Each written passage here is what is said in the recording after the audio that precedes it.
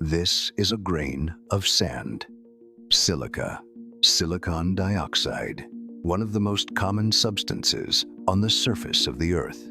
You can find it on any beach, in any desert, in the mortar between bricks in your wall.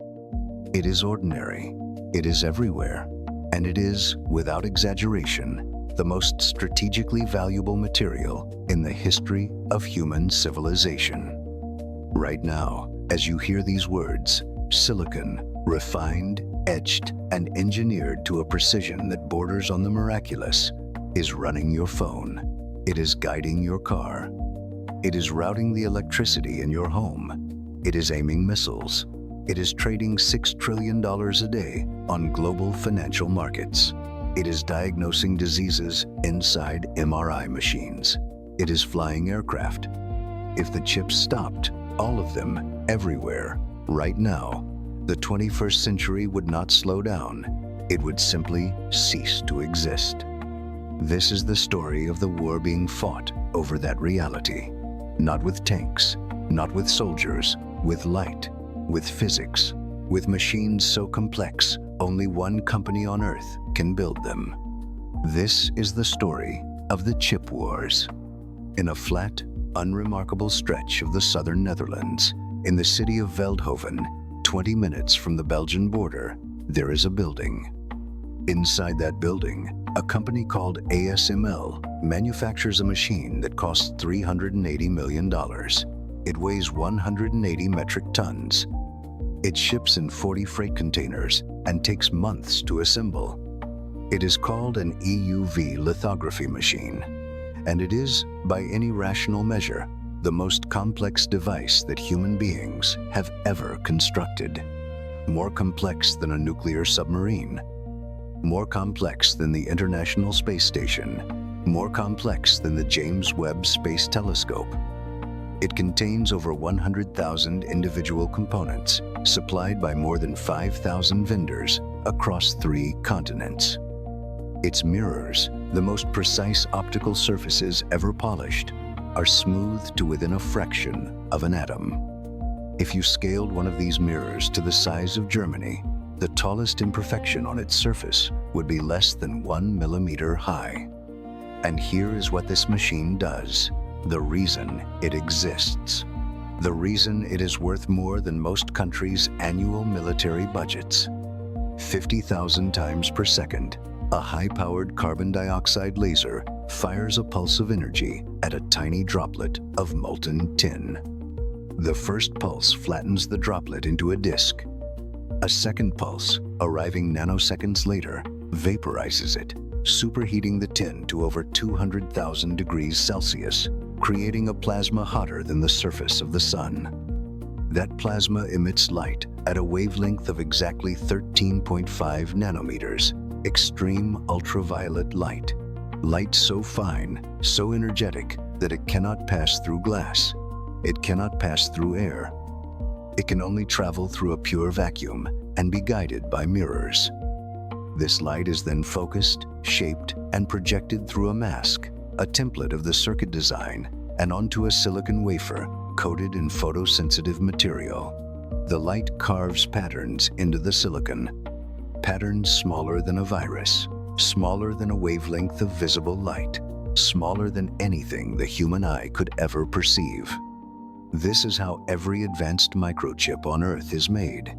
Every processor in every smartphone, every GPU training and artificial intelligence model, every chip in every modern weapon system. All of it runs through this one machine, built by this one company, in this one small Dutch city. ASML has no competitors, not because others have not tried. Canon tried, Nikon tried. They failed. The physics is too hard. The engineering is too precise. The supply chain is too deep. ASML spent over 30 years and tens of billions of dollars developing EUV technology. It is, in the purest sense of the word, irreplaceable. And that irreplaceability, that single point of failure in the architecture of modern civilization, is what makes this story so dangerous. 100 miles off the southeastern coast of China, across a strait of gray-blue water that has been crossed by typhoons and warships for centuries, there is an island, Taiwan, 36,000 square kilometers, 23 million people, and home to the single most critical manufacturing capability in the modern world. The Taiwan Semiconductor Manufacturing Company, TSMC, fabricates over 90% of the world's most advanced semiconductors. Not 80, not 85, over 90. When Apple designs a new processor for the iPhone, TSMC builds it. When NVIDIA designs the most powerful AI chip ever created, TSMC builds it. When Qualcomm, AMD, Broadcom, or MediaTek design their chips, TSMC builds them. There is no second option. There is no backup plan. TSMC's most advanced fabrication plants, its so-called gigafabs, are among the most expensive structures ever built. A single facility can cost $20 billion or more. Inside, the air is 10,000 times cleaner than a hospital operating room. Robotic transport systems move silicon wafers through hundreds of processing steps, 24 hours a day, 7 days a week, with an accuracy measured in atoms. The scale is difficult to comprehend. A single gigafab can process over 100,000 wafers per month, each wafer containing billions of transistors per chip, each transistor smaller than a strand of human DNA. The combined output of these facilities underpins the entire digital economy of planet Earth. And all of it, every last transistor, sits on an island located 100 miles from a rising superpower that considers that island its sovereign territory. This is what geopolitical analysts call the Silicon Shield, the theory that Taiwan's dominance in chip manufacturing is its greatest deterrent against invasion. The logic is simple and brutal. China cannot afford to destroy the fabs it desperately needs, and the world cannot afford to let China take them. But shields can crack, and the architects of global power know it. In a single afternoon of targeted strikes, the most advanced semiconductor supply chain in history could be reduced to rubble and molten silicon. 100 miles of open water. That is the margin. That is the distance between the world as we know it and a technological dark age that would take a decade or more to reverse. On October 7th, 2022, the United States government did something that had not been done in modern economic history. It weaponized physics. The Bureau of Industry and Security, a division of the U.S. Department of Commerce most Americans have never heard of, issued a set of export controls that would reshape the global balance of power. The rules were technical, dense, and buried in regulatory language, but their intent was unmistakable. The United States told the world, China will not get advanced chips. China will not get the machines that make advanced chips. And China will not get the tools, the software, or the expertise to build those machines on its own. It was an act of strategic strangulation, designed not to kill, but to starve. To deny China the technological oxygen it needed to build the next generation of artificial intelligence, the next generation of military systems, the next generation of everything. And it worked, at least initially. China's most advanced chipmaker, SMIC, had been making progress, pushing towards 7-nanometer process nodes using older DUV lithography equipment from ASML. But without access to EUV machines, without access to the latest American design software from Cadence and Synopsys, without access to applied materials and inspection equipment from Lam Research and KLA, SMIC hit a wall. The Dutch government, under intense pressure from Washington, agreed to block ASML from shipping its most advanced EUV systems to China. Japan followed suit, restricting exports from Tokyo Electron and Nikon. The encirclement was nearly complete. But China is not passive, and this is where the story becomes truly unpredictable. Beijing has committed over $150 billion to domestic semiconductor development, the largest industrial subsidy program in modern history. Thousands of engineers have been recruited. New fabrication plants are under construction across the country. China is attempting to do what no nation has ever done: build an entirely independent, advanced semiconductor ecosystem from scratch. Whether it will succeed is the single most consequential technological question of the 21st century, because the answer determines not just who makes the chips, but who controls the future. In the spring of 2023, something happened that even the semiconductor industry did not fully anticipate. A company that had spent 2 decades making graphics cards for video games became the third most valuable corporation on the planet: NVIDIA. And the reason was not games. The reason was a chip called the H100. The H100 is not a consumer product.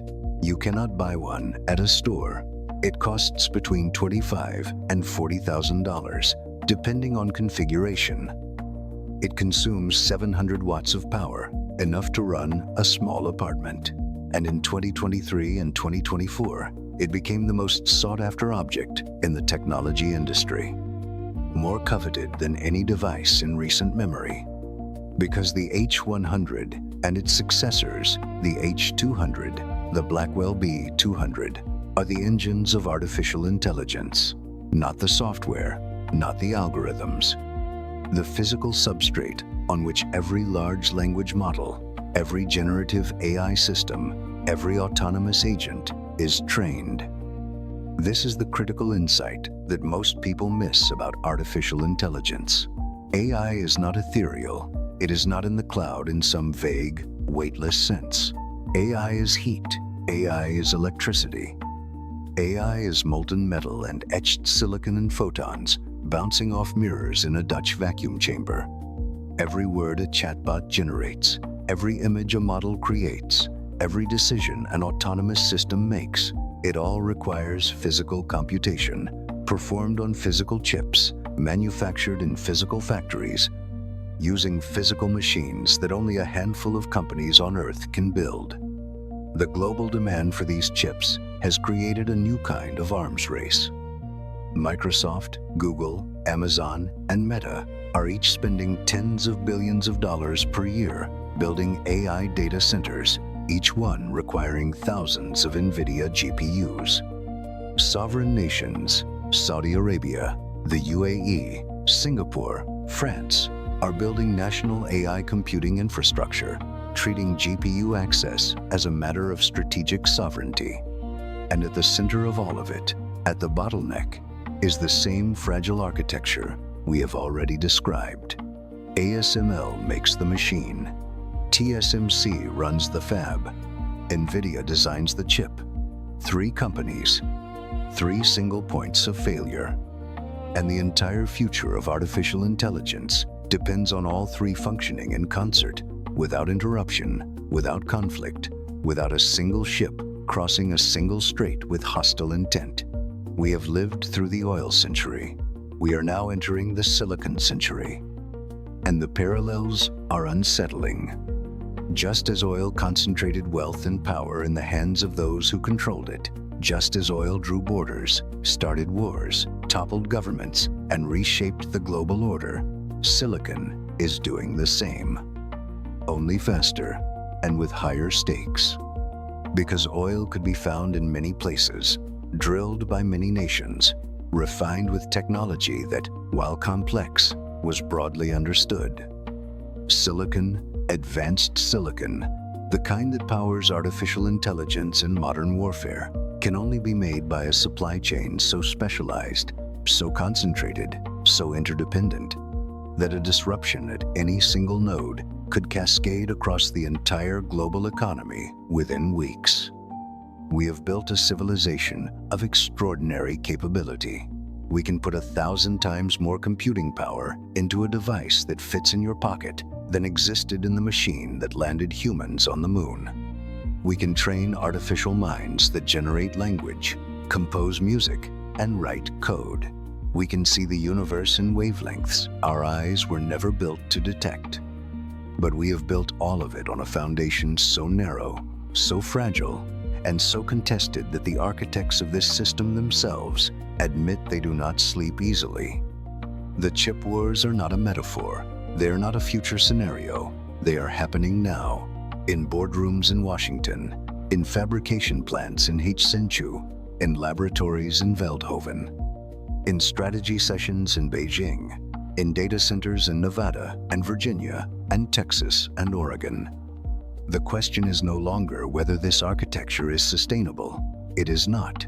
Everyone who understands it knows that. The question is, what comes next? Whether we will build a more resilient system before the current one breaks, whether the agreements will hold, whether the strait will remain uncrossed, whether the machines will keep running, whether the light, that extraordinary, impossible 13.5 nanometer light, will keep carving the future into silicon, nanometer by nanometer, layer by layer, chip by chip. Or whether, one day, a grain of sand will be just a grain of sand again.